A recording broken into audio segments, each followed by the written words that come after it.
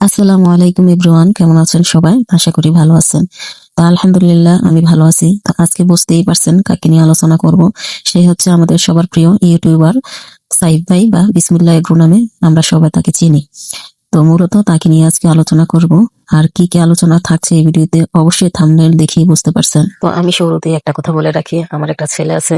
তো আমার স্বপ্ন বিসমিল্লাহ এগ্রো সাইফুল ভাই তার মতন যেন আমার ছেলে শিক্ষিত খামারি হতে পারে।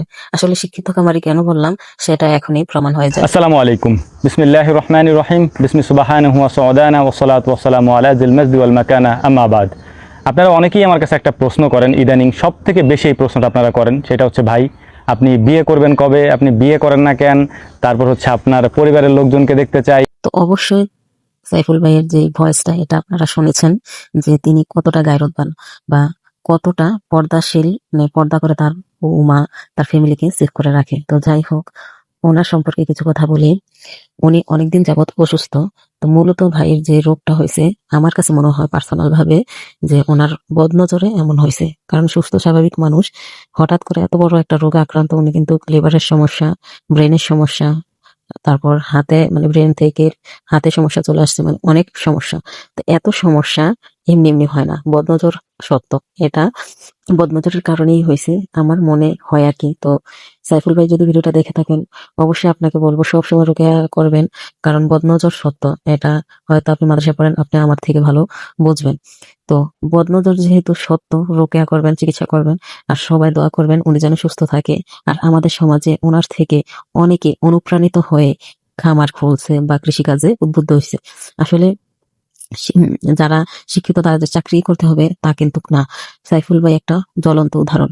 উনি মাস্টার্স কমপ্লিট, এত শিক্ষিত একটা ছেলে চাকরি করতে পারে, অথচ তিনি শহর ছেড়ে গ্রামে এসেছে শুধু কৃষিকাজ, মানে কৃষিকাজকে ভালোবেসে।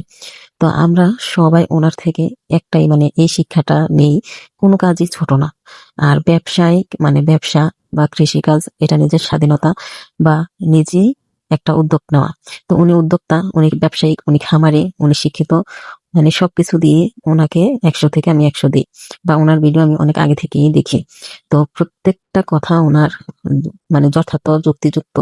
মানে উনি সব ভিডিও কন্টেন্ট ক্রিয়েট করে শুধুমাত্র খামার বিষয়ে, মানে আমাদেরকে শিক্ষামূলক কিছু দেয়। ওনার ভিডিও দেখে আমরা শিখতে পাই অনেক কিছুই। খামারে হাঁস মুরগি কিভাবে পালন করে, গরু কিভাবে চিকিৎসা করতে হয়। যেমন আমাদের খামারে কিছুদিন আগে ম্যাস্টাইটিস হয়েছিল, তো পশু ডাক্তার এসে চিকিৎসা দিয়ে গেছে। তারপর ওনার ভিডিও দেখে আমরা অনেক কিছু শিখছি। তার মানে সব ভিডিওতে শিক্ষণীয় কিছু না কিছু একটা মেসেজ দেয়। তো আমরা চাই এমন কন্টেন্ট ক্রিয়েটর আমাদের দেশে ঘরে ঘরে জন্ম। তো আমি আবারও সবার কাছে দোয়া চাই উনি যেন ওনার মা বাবার কাছে, ওনার ফ্যামিলির কাছে থাকে অনেকদিন, আল্লাহ নেক দান করে, এবং তার যে রোগ সেই রোগ থেকে আল্লাহ যেন শেফা দান করে। আপনারা সবাই দোয়া করবেন এবং আমিও মন থেকে দোয়া করি, কারণ আমাদের মাঝে সাইফুল ভাইয়ের মতন কন্টেন্ট ক্রিয়েটর আমাদের মাঝে অনেকদিন থাকা দরকার। আমাদেরকে আরো অনেক কিছু শিখতে হবে ওনার কাছ থেকে। আল্লাহ যেন ওনাকে নেক হায়াত দান করে, দীর্ঘ হায়াত দান করে, সেই দোয়াই করি।